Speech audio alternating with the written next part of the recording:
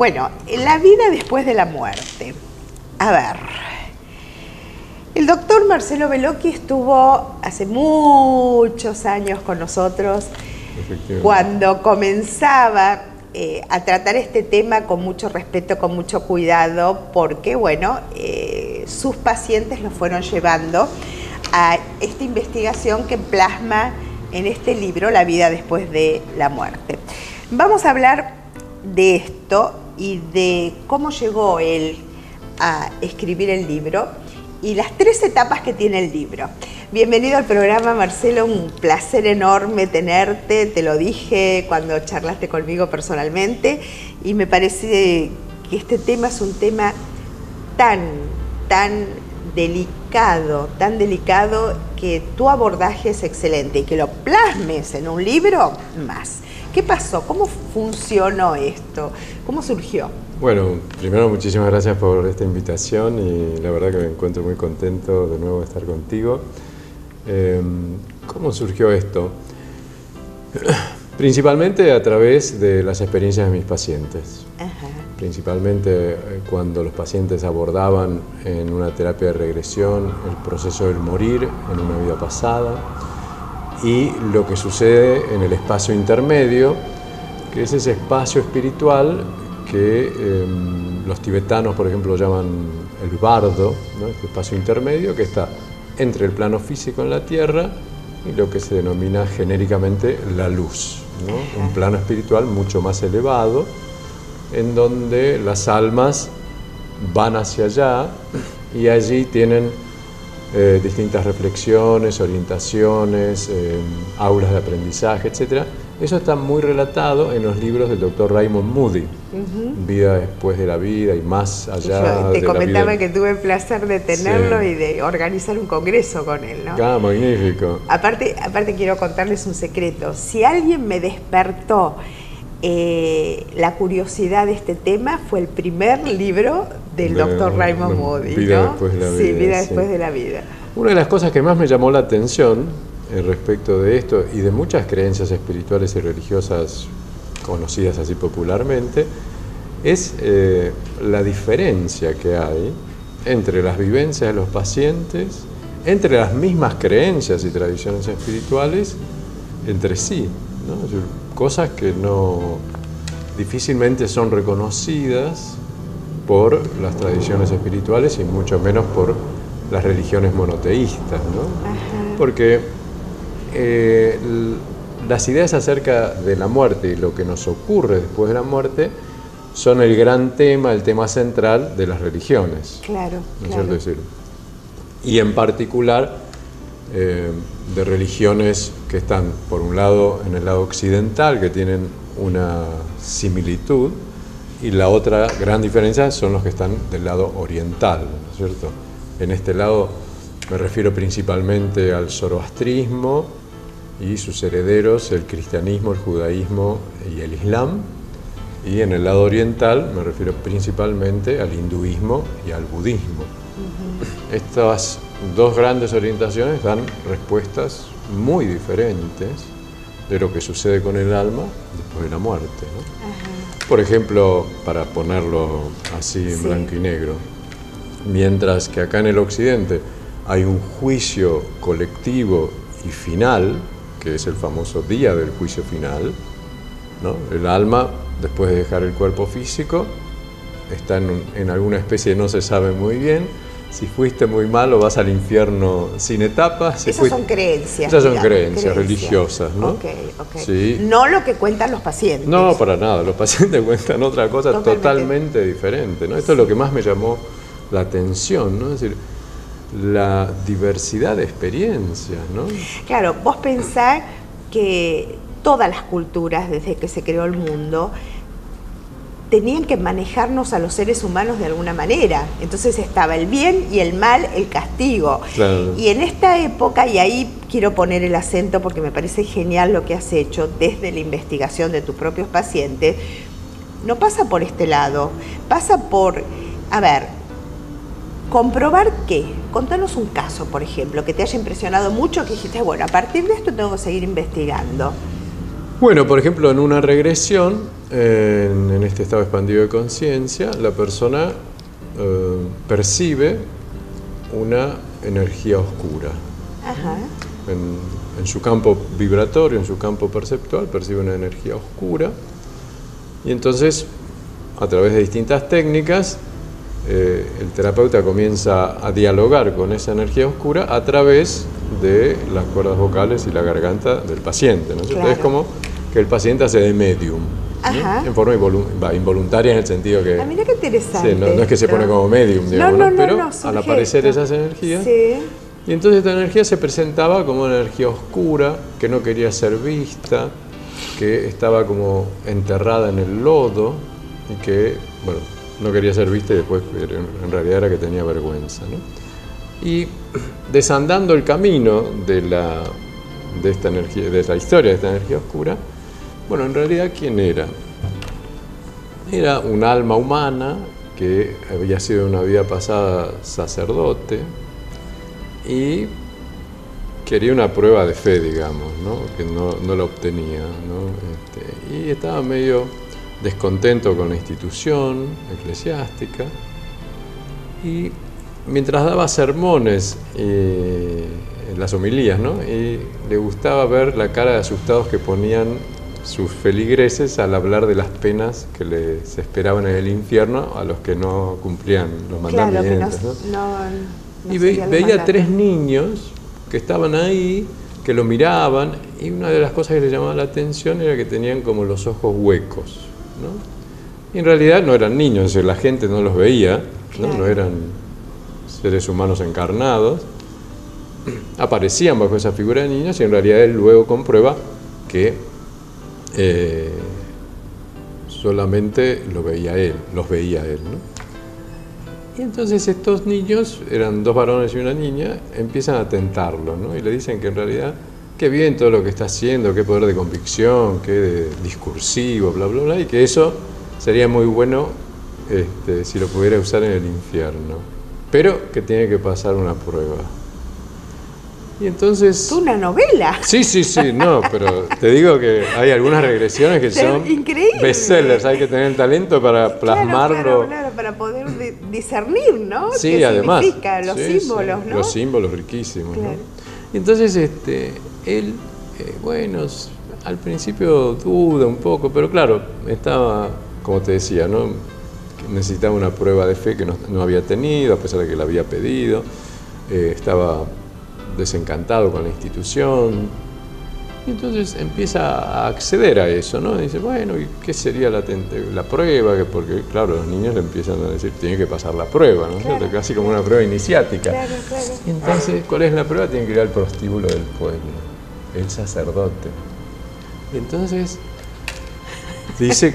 él dice que, bueno, se pone ahí en la puerta del prostíbulo y sigue esperando esa prueba, ¿no? Piensa que alguien, ¿viste? Le pide a Dios que venga alguien a salvarlo, a sacarlo de allí, claro. pero nadie se le aparece. Y entonces entra al prostíbulo, muchas personas lo reconocen, pero él ya estaba jugado, no le importaba nada. Bueno, en esa noche hace todo lo que no había hecho desde los 16 a los 35 años, que era lo que había ingresado al seminario. Bueno, y sale, claro, en un momento se da cuenta de lo que hace, y viene un coche, se acerca a un puente, viene un coche que, digamos, entonces en medio se tira contra el coche y, bueno, finalmente cae por sobre el puente y se mata, por supuesto, ¿no? Entonces su alma, cuando sale del cuerpo físico, quiere ocultarse porque tiene una vergüenza. Claro, había pasado una situación de deshonor. Claro, totalmente. Claro. Entonces no quería que nadie lo viera. Entonces se le acercan otras 3 energías y le dicen que venga con ellas, que ellas lo van a tapar, van a impedir que lo vean, ¿no es cierto? Y entonces lo tapan de lodo y él está ahí, y yo le pregunto, ¿y qué haces ahí? Bueno, trabajo para esas energías. ¿Y en qué consiste el trabajo? Bueno, nos mandan a hacer algunas cosas por ahí, o sea, digo, que es un trabajo, algo como un esclavo sos, algo así. Bueno, ellos dicen ayuda, ¿no? Estas 3 energías dicen ayuda. Bueno, finalmente, a través del diálogo, acepta ir a la luz, ¿no? Se da cuenta del engaño en que lo habían sumido los 3 niños, después de las 3 energías oscuras, y acepta ir a la luz, ¿no? Pero resulta que cuando empieza a elevarse no le resulta tan fácil, ¿no? Y entonces le digo, bueno, ¿y qué está pasando? No sé, hay algo que me retiene, no sé qué. Bueno, ¿y qué era? Bueno, que él esperaba algo, es decir, que lo vinieran a salvar. Claro. Entonces le digo, bueno, con toda humildad podés pensar que los que estamos acá venimos a salvarte, claro, digamos, a ayudarte. Estamos ayudando. Dice, bueno, yo esperaba algo más pomposo, dice. Ah, ¿querés ángeles? Le digo yo. Y algo así, le digo, bueno. Claro, mira qué interesante, en este diálogo, en esta regresión, a este personaje o a esta entidad, empezás a dialogarlo como si fuera en este momento. Exactamente, y como si fuera una persona humana. Como si fuera una persona humana. En realidad se presenta como una energía Hay 2 oscura. cosas que me quedó así en el tintero, me gustaría que lo aclares. ¿Para qué les sirve, que era una señora o un señor? Una señora. Una señora. ¿Para qué les sirve a esta señora hacer la regresión en esta vida y esta asociación que haces vos como profesional para entender, o si es que hay que entender, que este personaje estuvo en una vida que fue ella? No, no era ella. Es una energía psíquica adosada a su campo vibratorio. No era una vida pasada de ella en la que ella era sacerdote y había muerto y todo eso. ¿Y esto le molestaba a ella en esta vida? Claro, porque las influencias de los campos energéticos de estas almas perdidas necesariamente... Es mucho más profundo de lo que yo suponía una regresión. Sí. Porque puede aparecer un montón de cosas. Claro, exactamente. En una regresión puede aparecer una experiencia en vida pasada, una experiencia de la misma persona. De la misma persona. En vida actual, Sí. de la misma persona. Y pueden aparecer lo que se conoce genéricamente como almas perdidas, espíritus, lo que se conoce popularmente como fantasmas, y lo que lamentablemente en la iglesia cristiana se los categoriza como demonios. Y estas energías, Sí. que los grandes videntes o la gente que tiene percepción, Sí, los niños la ven Exacto. y no les gusta, Exacto. y van por todos lados y hay miles de documentación, de películas que plasmaron este tipo de cosas, que estamos rodeados de este tipo de energía. ¿Nos puede perjudicar en nuestra salud, en nuestra psiquis, en nuestro comportamiento? Absolutamente, digamos. Porque ¿Qué pasa con los psiquiátricos entonces? Una gran pregunta, sin duda, Lucía. Imagínate hombres mirando al sudeste, visto desde esta perspectiva, te cambia todo. Es terrible. Sí, absolutamente es así, porque el alma es un campo de energía y nosotros, seres vivos, también somos un campo de energía. Entonces, las influencias de uno sobre otro existen, nos guste o no nos guste. Lo que sí podemos hacer es darnos cuenta y evitarlas, etcétera, etcétera, eso desde ya. Pero eso es una realidad. O pedir ayuda. Pedir ayuda. Pedir ayuda, Pedir porque ayuda y realmente, protección. a ver, hay muchos templos, muchas iglesias, y hablo de todas, porque Sí, realmente sí. he estudiado religiones comparadas y las he visto en todas las religiones, que hay personajes que se ocupan en ayudar, en liberar, en armonizar la gente. Por eso es tan importante lo que estamos hablando ahora, Sí. porque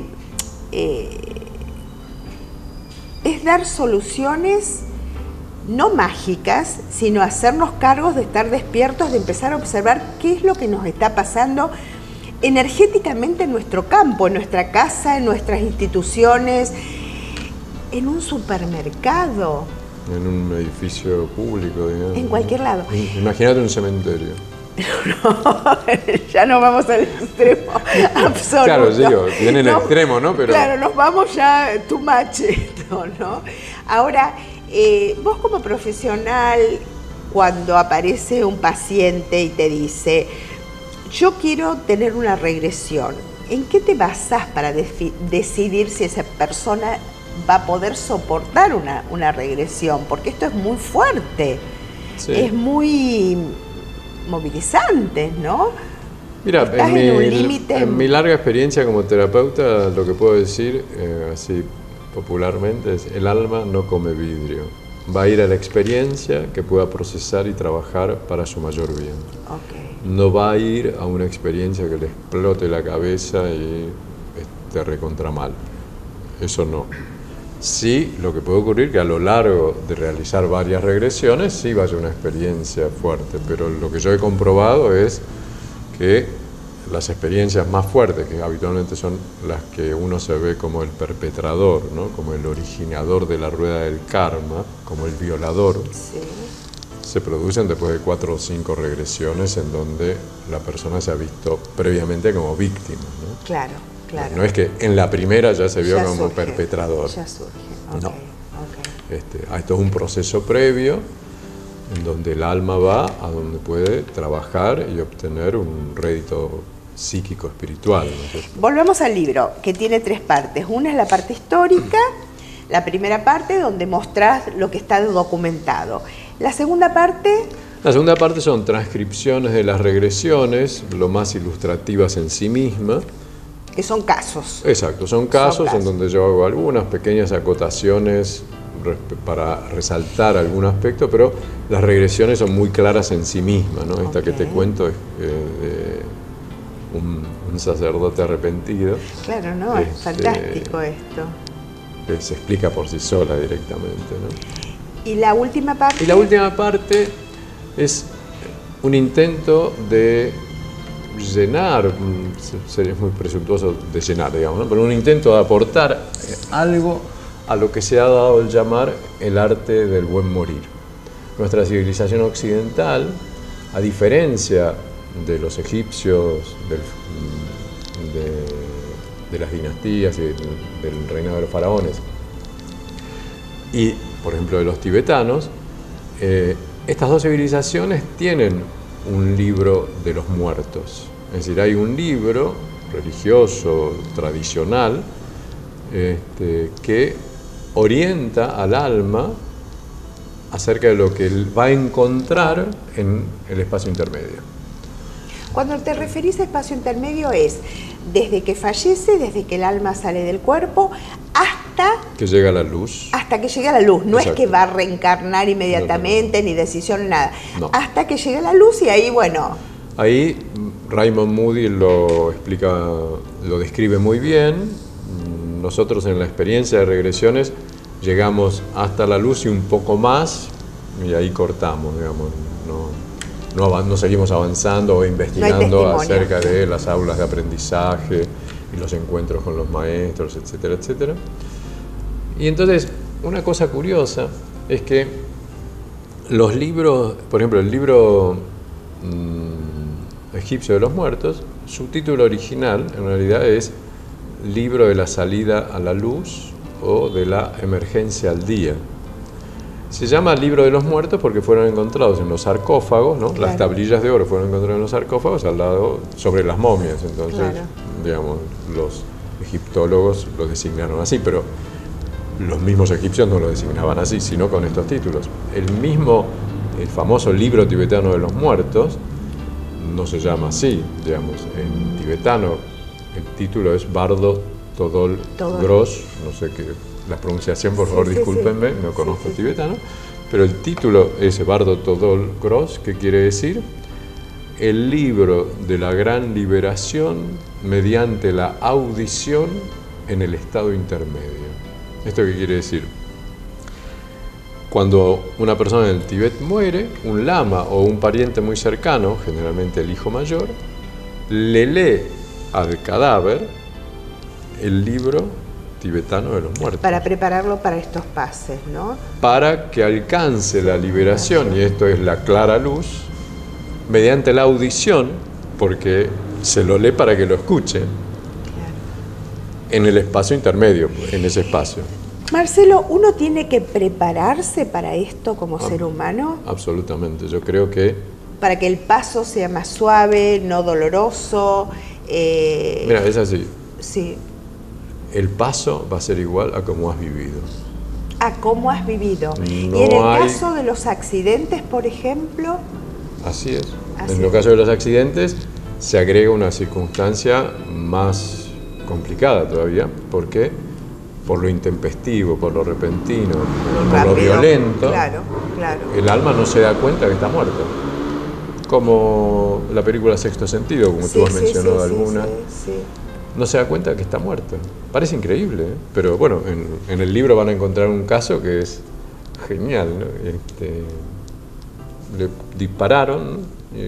Él miró así, se vio la herida en el pecho y sangre.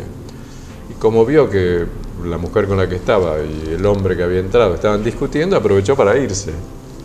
¿No? En realidad ya estaba muerto. Dice, mi cuerpo está ahí, pero yo me voy. Y digo, ¿y la herida? No, ya no me duele. Y se está cerrando. Claro, ya no hay dolor. Claro, pero era el alma, digamos, ¿no? Y conserva el mismo nivel de conciencia que tenía en la vida previa, los mismos apegos, el mismo nivel de evolución espiritual, eventualmente el mismo grado de ignorancia. ¿Qué opinás de los seres que a través de sueños o a través de videntes o a través simplemente de escrituras automáticas, porque surgen, hay miles de ejemplos, se comunican con el ser querido que quedó algo pendiente, ¿no? Y que creo yo que quedan en un plano donde hasta que no se resuelven esas situaciones no se pueden modificar, no se pueden mover? ¿Qué pasa con el que está en la Tierra? Porque esto es muy difícil de entenderlo. Bueno, en el tercer capítulo, en las cosas que digo que es muy importante para el buen morir y obviamente para el buen vivir, concluir las conversaciones difíciles. No dejar cosas pendientes. Exacto. Necesitas concluir, no dejar cosas pendientes, desapegarte, resolverlas de alguna manera, porque no se resuelven por sí solas en el espacio intermedio. Y se producen dos efectos.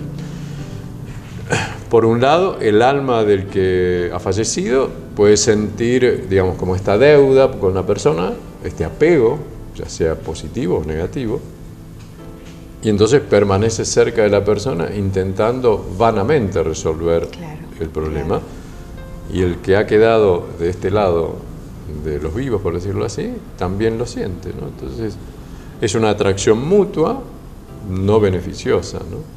Hay que soltar, hay que desapegarse. Sí, hay que decir la verdad. Por ejemplo, lo bueno y lo malo. Hay que decir la verdad. Hay que hablar. Hay que hablar. Porque en realidad... Los secretos de familia traen dentro, no solamente del árbol de una persona, eso lo habla muy bien la psicogenealogía, sino en la vida actual no tiene que haber secretos. Tal cual. Porque duele más el no saber las cosas que el secreto. Marcelo, yo te deseo absolutamente lo mejor. Sé que este libro, yo no lo he leído, todavía lo voy a leer. Está en el horno, recién está la tapa. Te deseamos lo mejor, va a ser un éxito. Gracias. Y que aprendamos nosotros que no estamos solos en el universo. Tal cual. Y que tenemos esta posibilidad cortísima en esta vida de lograr muchas cosas. Muchos aprendizajes. Gracias, gracias de verdad. Lucía, un placer estar contigo. No, por Muchísimas favor. gracias. Gracias a vos.